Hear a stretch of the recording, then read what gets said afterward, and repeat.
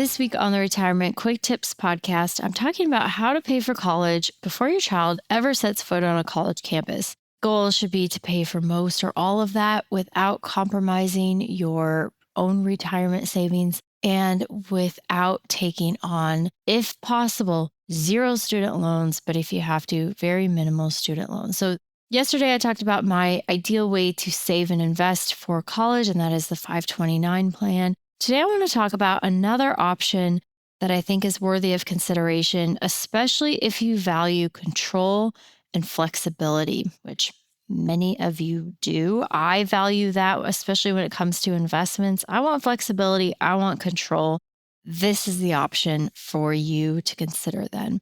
Okay, so for most people, maybe even like 90% of people, I would say the 529 plan makes the most sense if you're trying to save specifically for college. But for those of you who aren't comfortable with the taxes and the penalties, if you choose not to use the money for education and you want that, like I said, control flexibility, then I think a regular brokerage account or even like a trust account, if you want even more control, is a really good option.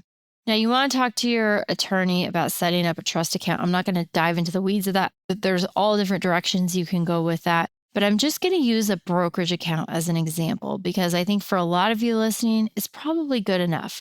So let's say you're like me, you have 4 kids.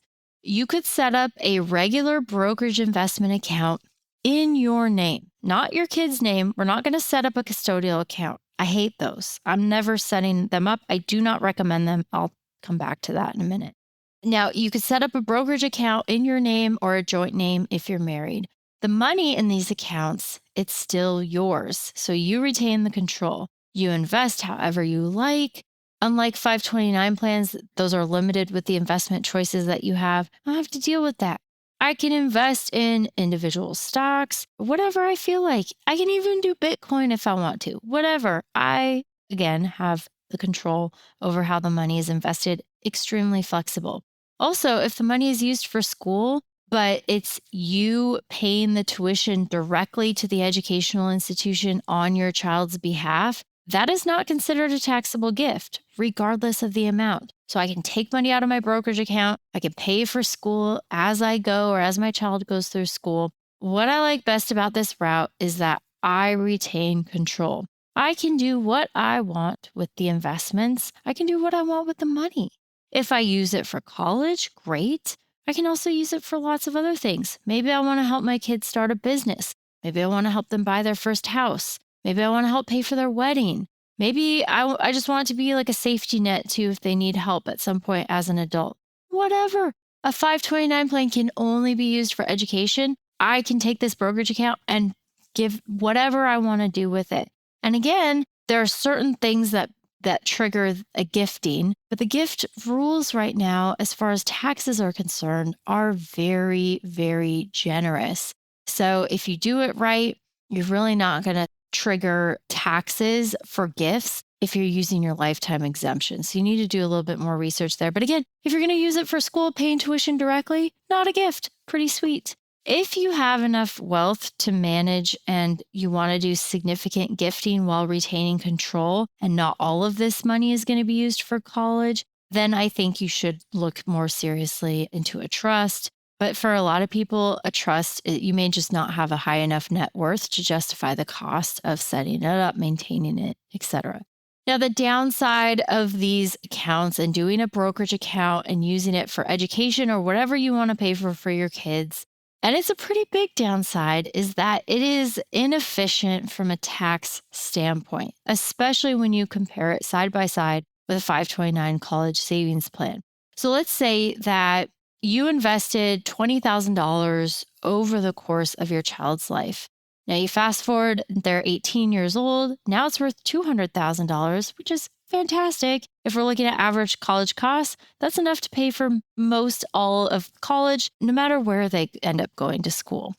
And so that's a really nice gain. And you only invested $20,000 and you made $180,000 in growth and gains that can now be used to pay for school. But as you liquidate those investments to pay for college, now you're going to realize those gains And more than likely, you're going to pay taxes. As much as 20% or more of that account can be swallowed up in taxes, depending on how well those investments performed.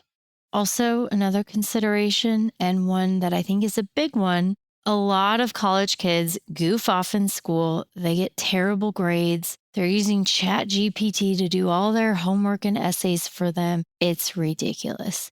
You spend a lot of money putting your kids through school. And if you save that money in a 529 plan that's earmarked for school, you're like, I got to use it for school. So I'm just going to let them do what I want. And they need to hopefully use it and they'll figure it out eventually. So I think if you use a 529 plan, it is harder to pull the plug or hold them accountable if they're not doing well in school, if you don't even know what they're doing all the time. They don't return your phone calls, they're gone, they seem like they're hungover all the time, their grades are in the toilet. You can still hold them accountable. Now, I'm not suggesting that you use money or the fact that you're paying for college as like a manipulation tool. But if they come home after a semester of partying, dropped classes, failing grades, and that money is in a brokerage account in your name where you retain all the control, I would not hesitate to pull the plug or at least make a very serious threat, have a very serious conversation. You give them one more semester to turn things around, because if they're choosing to waste time and money, then they need to figure something else out. They can't keep going back to the mom and dad. Now, I'm not telling you how to parent. I'm just saying this is what I do. I fully support you if you're going to hold your child accountable, which you can still do if you're paying for their college and they're wasting that money. You shouldn't have to just keep paying for it, which again, if you have a 529, it's kind of tempting to be like, I got to use this money for college anyway, so might as well let them goof off. But if you have it in a brokerage account, you can use that money for something else at your discretion. I give you my full support in doing that rather than enabling bad behavior. Okay, one more small aside. I never recommend a custodial account, otherwise known as a minor account, UTMA account.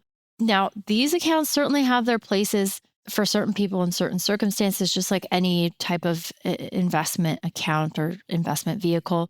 But the reason why I don't like them and I never recommend them is that you can save money and invest, and you're in charge of that account and you get to maintain all the control and decide how the money is invested, etc., as long as they're a minor. But as soon as they each reach the age of majority, which is generally between the age of 18 and 21, depending on where you live, that money is theirs. They get to do what they want with it.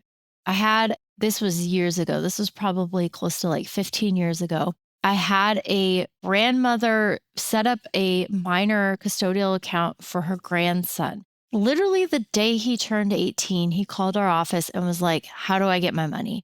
And I can't stop him. It's his right. That's the way the account is set up.